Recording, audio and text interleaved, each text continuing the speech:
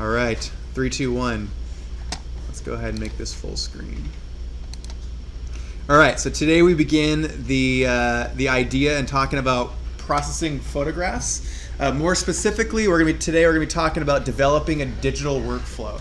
So what does a digital workflow mean? It's really, in terms of a photographer, it's kind of the workflow of how they work from, as easy as showing up to a site, starting to take photographs, how you set up, how you prep, the process of taking photographs, and the process of coming home, downloading your photographs, editing them. Every photographer has a digital workflow. And relating it more to the architecture side, I very much have a digital workflow as well as how I create drawings, okay? So you can really relate this to any kind of design related trade that you might be interested in. Everyone has some kind of a workflow that ends up working really well for them, okay? So I have my own workflow. What mine might be completely different for everybody else. So it's important to remember that what works for him may not be the best for him, and vice versa. So you'll learn over time to develop that workflow, okay? You won't figure it out right away, but you will eventually get it. So the term workflow refers to a set of steps that a photographer commonly walks through from capturing the image to the final print of an image, okay? Workflow varies from photographer, I would say, or designer, and by the hardware and software that is used. So key components of a workflow. A workflow begins by going out and capturing images. You must have images to work with in order to complete the workflow, okay, if you are a photographer. The next step usually or generally involves downloading the images to a computer, and from there we usually open them up into a variety of different software. Most of you guys are probably familiar with a lot of the software that we'll talk about today. You may even have some software that I'm not talking about today, and if you have something that you would love to share, because I know there's new ones that come up every year, raise your hand, let me know if you have some other ones that are good, and I'd be happy to talk about them. But today I'll talk about some of the main ones that I hear people using. All right. So key components of the workflow continued. Next, you will post-process the images, correct for errors, cropping, rotating, making black and white, etc. So as you know, Photoshop has various key components and post-processing tools to edit your photo so that you can ultimately get it to your liking, okay, and you make it look the way that you want it to look. It's somewhat rare that when you take a photograph that it's exactly the way you want it. It does happen. Sometimes you take that photograph and you're just like, wow, that's just perfect. That doesn't need anything. Well, it does happen, but I'd say like 90% of the time, it usually requires some form of digital alteration to get it to the way that you want it to. All right. So finally, you output your photos to a desired media. Sometimes this is online, Facebook, Instagram, a variety of different programs that store your images or printing. Do you already have a workflow? I would bet that a lot of people here probably do, even if whether they're aware of it or not. You may not have thought of it as I have a digital workflow, but I bet you likely a lot of you do. When you take a photo with your cell phone, what do you do with it? You maybe upload it to Instagram, you look at the different filters. Well, all those filters are actually different ways of post-production, okay? They're actually just standard tweaks to any image. So if it may look differently on different images because every digital image has various qualities that will be affected differently by the different tools, okay? So that's just kind of a basic example of what you might already be doing. You might also bring it into your iPhone. Your iPhone has a bunch of different, actually quite impressive photo editing capabilities, and that's just the standard iPhone photo application, and there's a variety of different apps too that you can also download that can take it even to the next level. So what software do you plan to use? Always think about how to back up your images. So we'll talk about various different softwares and kind of how they handle that. What kind of post-processing do you typically need to do? Post-processing can vary from something that takes 5 seconds, 10 seconds to 10, 20, 30 minutes. So, depending on what your end goal for that photograph is. Are there any steps that you can automate? This is more of an advanced topic. This will be expanded on more in the lecture and over the next couple lectures. And how will your photos be used? So when you're doing your different post-production techniques, think about what it is that you'll use them for. Are they going to be uploaded online? Are people going to view them on a little screen on your phone, on a computer? Are they going to be used for a magazine? Are they going to be printed? So you have to ask yourself those questions, and we'll go into more detail about why it's good to know that. So what software do you use? Do you use Windows or do you use Mac? I'm guessing it's probably pretty 50-50 in this classroom. Since we're in the Bay Area, there tends to be a lot of Mac users. If you go to Starbucks, it's like 90% Macs. But I'd say it's probably 50-50. I've always been a Mac user myself. I actually recently switched to Windows, even though I have a Mac as well at home. I use both. It's good to actually be proficient in both because you never know what your employer might use. But for architecture and design, I'd say like 95% of people use Windows just because most software is created for Windows, even though you can have Windows on your Mac, but it's kind of a pain in the butt. Personal computer, lab computer, or online. So depending on what you use, you can have a variety of different software. Is the software non-destructive or is it destructive editing? And what does that mean? Well, some software, when you make edits to it, as soon as you hit, like OK, and you select that that certain edit, well, that is now ingrained in the photograph. You cannot change it. So software that does that doesn't allow you to turn layers on and off or go back to revert to the original image. Those are called destructive imaging tools. They're not necessarily bad, but they're usually cheaper. They're usually free. They don't have as many capabilities. Okay, but they still work the same as some of the more expensive ones, but you just can't go back to your original photograph. And lastly, are they free? Is the software you use free or professional? So we'll talk about some free ones and some professional ones. Free options. The first one is Google Photos. If you have a Windows computer, it's free. It comes with your Google Plus account if you have one. I wouldn't say there's anything super special about it. It has a variety of different filters you can add to the photos and a lot of kind of basic photo editing techniques, most of which can be found on your phone, but it is a useful program. So it's free, which is nice. You'll notice probably by the end of the semester that you'll learn to probably have a free version of something, either on your phone or on your laptop, and you'll also have something like Photoshop. Okay, there's pluses and minuses of both. The free versions are usually good for quick editing or edits, so that you can get it out in a minute or something like that. Whereas Photoshop, you're probably going to open if you want to get down into the nitty-gritty and really do some really intense photo editing. So there's good uses for both free and professional versions. Okay, so Google Photos, free, easy to use. Presets help you select appropriate settings.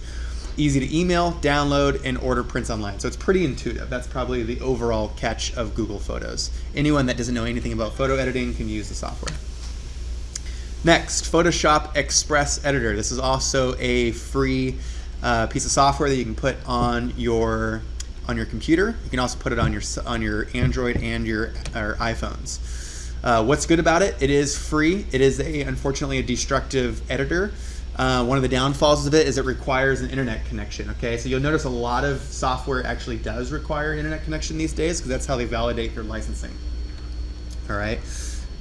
If you pay for it and it requires an internet connection, it usually at least lets you use it, but you can't save it without having that internet connection. It also requires Flash, and Flash is getting somewhat kind of outdated, and and there's always updates to Flash. You don't have the right update, you have to find it, and it can be kind of a pain. But again, pluses and minuses to each software.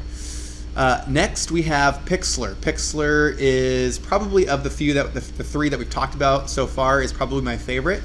It, like Photoshop, is free. It's an online program, so you can't download it. Where I think you can download it to your computer. It'll just give you like a link to which it just opens up the browser. But the nice thing about Pixlr is it has a lot of basic editing tools like Photoshop, as you can see over here on the left-hand side. The actual layout is very similar to Photoshop.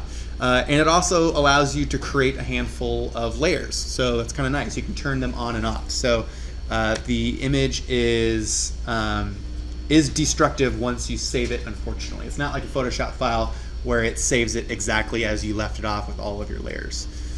Okay? Also requires an internet connection and flash. But probably my favorite of the free photo editing programs. The last free one that we're going to talk about is Photos. Most of you guys, or anybody that has a Mac or an iPhone, has Photos. They've probably used it in the past. Surprisingly, has really good editing techniques. You can do, I'm actually pretty surprised by what it is that you can do with just your iPhone. Okay, so free on any Mac, non-destructive, so you can always click a button and it'll revert it back to the original image if you've applied 900 filters and it's now looks, pretty radical. That's you can always go back to the original image, which is pretty nice. All right. It also offers extensive metadata support. We'll talk about what metadata is here in a few minutes. The last nice feature is that Photos works really well with albums, and it works well with all of the different Mac products. So if you have an iPad or a MacBook, they all sync together and work together really, really well. I can make an edit on my iPhone. As soon as I get home, it's already up on my Mac and it's ready to go. So it works really well with other Macs. Unfortunately, as we all know, Macs don't play well with Windows. So if you use both, it could be kind of a pain in the butt. Professional options. The first one we're going to talk about is Lightroom. Lightroom is an Adobe product. The nice thing about Adobe products is they all work together. They all have their own uses that work really well for that particular piece of software, but they all work together in some fashion. Okay, so the nice thing about Lightroom is Lightroom has actually quite a few editing techniques that Photoshop has as well, but Lightroom is also a way of storing your photos. So it also works as kind of a digital archive for all of your photos. So a lot of photographers that take thousands upon thousands of photos every year will use Lightroom because it's also a really good organizational tool for their photos. Okay, so it is unfortunately expensive, just like every Adobe piece of software. Luckily, you guys are all students and you can get these software for really cheap. Okay, so I think it's like $20 a month for at least while you're a student, and then after that it's like $40 or $50 a month. But luckily, if you get a good job, you can make your employer pay for it. So that's always the goal. Like Photoshop, Adobe Lightroom is non-destructive. It involves layers, just like Photoshop. You can turn things on and off, and you can always revert back to the original images. It includes even advanced editing techniques like histograms, curves, dodge and burn, all of which we will learn today. Okay, and lastly, of course, it has albums and folders to organize all of your imagery. And then the creme de la creme of all of them, everyone that, the reason why we're all here in this class, or at least most of us, is Adobe Photoshop. Adobe Photoshop is by far the industry standard in your photo editing. I don't think there is a better software. There may be some select few people that like this little niche, some other software that is probably also really good, but it is by far the industry standard, and the software offers the most tutorials, and there's just so much data out on the internet for Photoshop to help you become really good at it. So it is a non-destructive editor. It is the most advanced of all editing features, okay? Or it offers the most advanced features. Work is stored on layers. Layers can be combined through a variety of blending modes. We'll learn about blending modes on Monday, okay? So great piece of software. Great tool. We'll learn a little bit more about it later. Lastly, getting down to the very end, it is as you are working on raster images, we talked about raster images, how they are composed of pixels. So your image is composed of thousands, if not hundreds of thousands of pixels, if not even millions. You could actually edit a single pixel inside Photoshop. So you can really get down to the tiniest and the finest, most minute details in your image. So that's one of the really nice features. But unfortunately, unlike Lightroom, it does not have any album or file organization built into the software. Okay, but if you're not a photographer and you're not taking thousands of images all the time, you really don't need Lightroom. But a lot of photographers, I know a lot of photographers that don't even use Photoshop and use solely Lightroom, because that will offer them all of the features they ultimately need just to edit photographs. We're going to take it a lot further. We're going to learn how to do renderings. We're going to learn how to splice images and bring them together. So we're going to use it for, you know, some of the much more advanced techniques other than just photo editing. So now we're going to talk about organizing images a little bit. So earlier I mentioned metadata. Well, probably one of the first question or just stretching? Yes. What do you think about GIMP.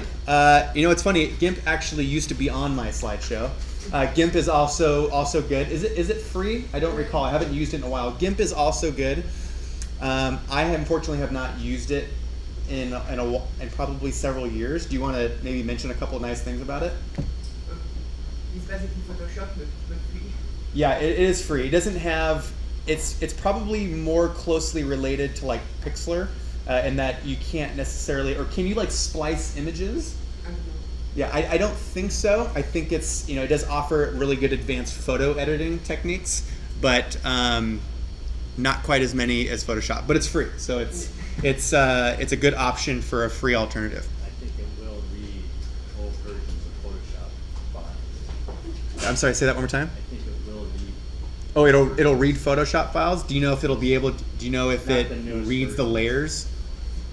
I can't remember. Good question. Let's look at it a little bit later. It's I've heard of it and I've used it a while back ago. It's probably improved a lot since I've looked at it, so I can't say too much about it, unfortunately. So earlier talked about metadata. Metadata, probably one of the earliest forms of seeing that. I'm sure a lot of you maybe have looked at older photographs, maybe family photographs, where you saw that kind of red timestamp in the bottom of the image. Well, that's kind of the first example of metadata where when you originally took that image using actual camera film, it actually imprinted kind of a timestamp and a date associated with that image, so that when you looked at it in the future, you kind of knew where that, or what time or what era that was related to. Well, the nice thing about digital photographs is there is much more metadata embedded into every file that you have. So it's actually data that's embedded inside the data. So for example, if you click on one of your images that you took last week, you right click on it and you click on properties, you'll be able to see the various different metadata inside that program. So you can see here, this is an example of it right here. It says that the image was shot on a Nikon D80, and the file format was a RAW file format. It says the type of lens that was used. It says the name of the file. It says the number of megapixels, the timestamp, so 2008, the time, etc., etc., etc. So it gives you every little bit of data about that image that was used to create it. So that's a little bit about metadata. And now actually GPS location. So you're probably familiar with, if you have a Mac, you probably are familiar with Places, or even on your iPhone, you can click on Places and you can see where you took all of those photos. So that's another piece of metadata that's embedded into that image. Okay. So metadata also includes folders, albums, faces, places. Yeah, believe it or not, your phone can actually detect. It's actually kind of creepy, but it can detect faces and actually organize groups and folders in your phone of people.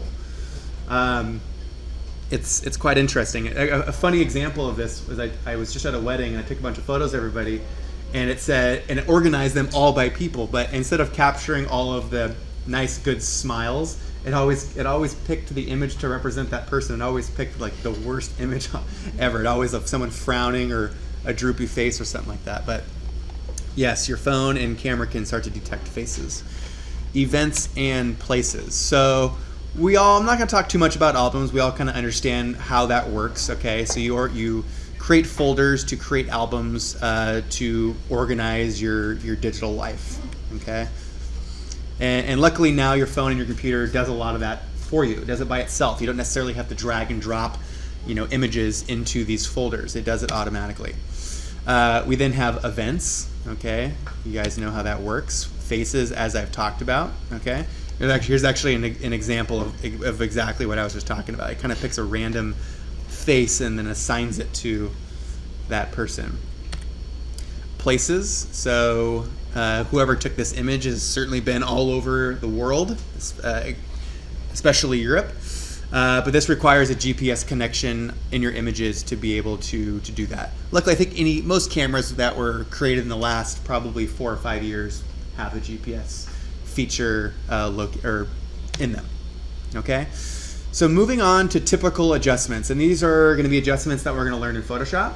All right, amongst several others.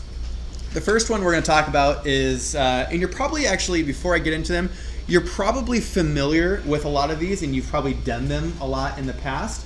But we're going to talk about really ultimately what they're used for and how you can use them correctly, okay?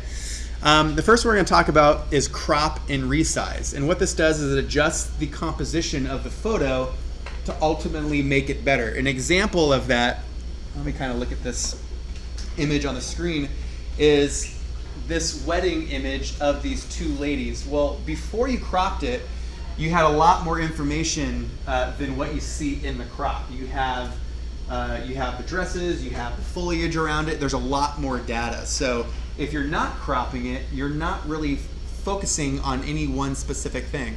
If you go back to our lecture from, I think it was not last class, but the class before, we had that image of the, it was talking about, what was it talking about? It showed the wood fence railing, and it showed how when you adjusted the aperture of your camera, how the background became really blurry versus not. Well, essentially it's kind of the same thing as where you can easily crop something and it starts to emphasize a specific element inside the photograph. It's not necessarily just used to make an image smaller or larger, okay, or I guess just smaller. So most people are like, okay, I'm going to crop it because it's not, maybe it doesn't fit my Instagram square, or it doesn't fit the picture frame that I'm trying to fit in, but ultimately it's used to change the composition, not just to make an image smaller. Remember principles of composition from last lecture. We actually didn't talk too much about them. An example of that is like the rule of thirds, okay? Does anyone know what the rule of thirds is, or has anyone ever heard it? Shoot. So the rule of thirds is you break the photo into different, I think it was, I want to say it was 9 squares, and you want to make sure that the majority of the photo happens in or on, is it in or on? I want to say in or close to on, I guess you could say. So he said 9 squares. It could be 9 squares. Rule of thirds mostly meaning these 3. But if you actually use the tool in Photoshop, yes, it will actually give you 9 squares. But generally, you're kind of putting the focus in one of the outside thirds, okay? Sometimes in the middle as well, but it's just kind of a way of organizing your photograph, okay? It's kind of typical that a lot of people always center the image. I want to put what it is that I'm taking a photo of in the middle. Well, that's not always the case. Well, if you actually use the rule of thirds, and maybe somebody is, over here with their friend, well, you actually can see what's going on over here, so you get a little bit of the context of the image as well. Psychologically, too, if you put everything in the middle, people's eyes stop looking and traveling through the image. So if we make it very obvious and in the middle, they'll be like, boom, that's what just to look at and they'll move on. Yeah, and they ignore, stay exactly. in the photograph. And you ignore what else is in the photograph. So we'll talk more about other different principles later. And of course, making the image smaller for a desired output. Okay, so that was the crop. You could see that from our first image, if without that crop box around it, is much different than the final image, okay? Your attention is focused on something entirely different. Where here, you're probably focusing on the eyes and the facial expressions of the two ladies, along with their flowers, whereas back here, you're focusing on a lot more, so you're distracted by much, other parts of the photograph. Okay, here's another example. Rule of thirds. You can see actually right here. You can see that little breakdown, the 9 squares and the 3 thirds. How you're actually moving the lady onto one of the outside thirds of the image. These are just a couple different examples.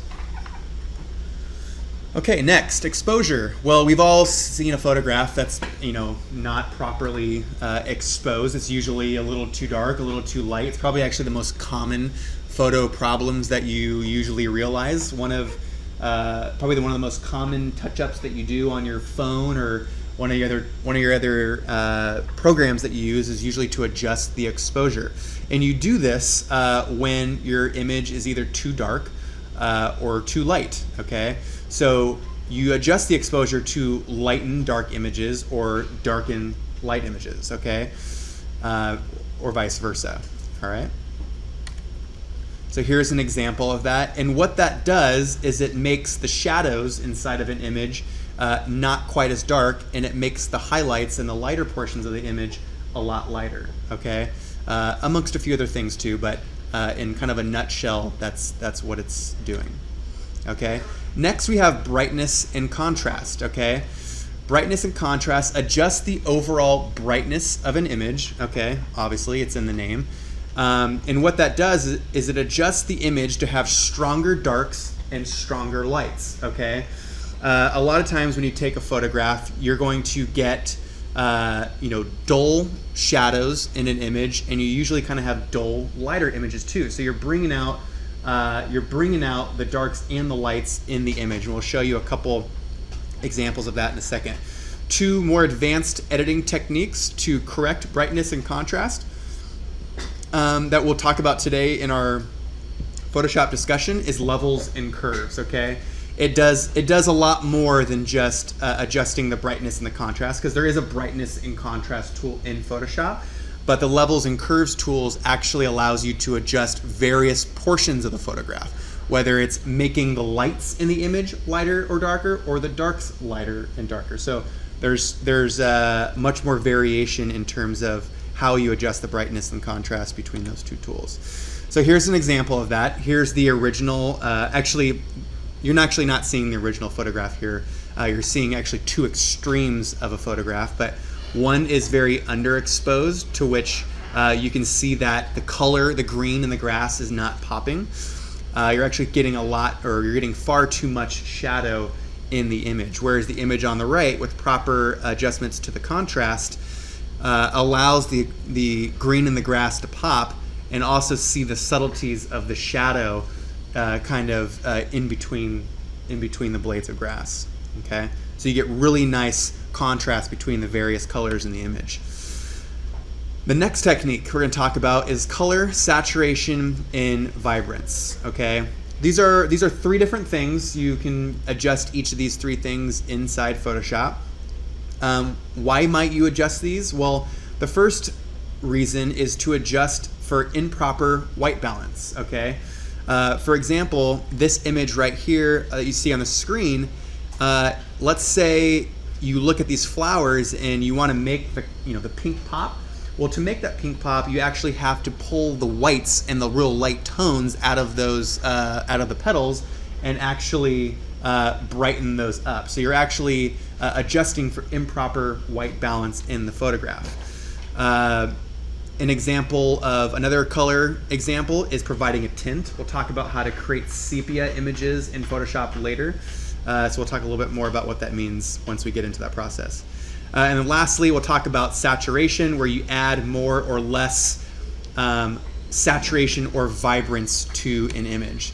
And if you look at this example between saturation and vibrance, the difference between the 2 is that saturation brings out the bright tones in an image, colors like yellow, red, and orange, okay? It's gonna emphasize those colors. Notice that the book in the boy on the left is very, very red, okay? It's like barn red. And he also looks like he's had, maybe an extra spray tan. So that's something that you'll notice when you're adjusting your saturations, is that one of the first things that it does is it can easily off-pigment your skin. So he also was probably naturally just a tan person, but the main point is that saturation adjusts the warmer tones in the image, okay?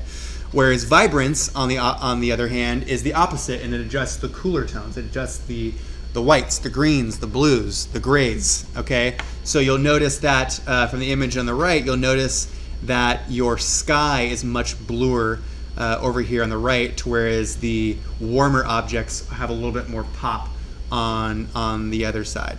Okay. Same thing with the blue jeans, the book in his hand. So more about that a little bit later. So our first technique that we're going to learn about today, once we get into Photoshop, is how to change a photograph to black and white. And we're not simply doing it just to make it black and white. Believe it or not, there's actually a lot more to it than just clicking a button that says black and white or grayscale. Okay, there's actually a lot more to it.